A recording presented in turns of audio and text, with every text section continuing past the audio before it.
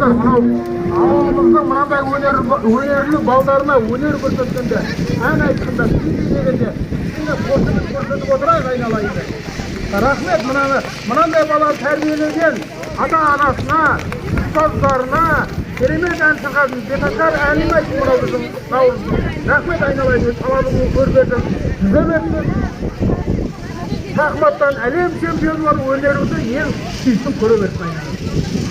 Ол шапалақтап қояйық. Рахмет.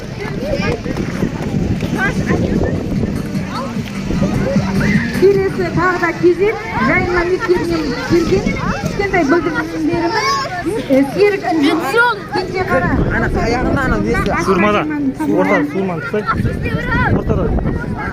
Ортада ол.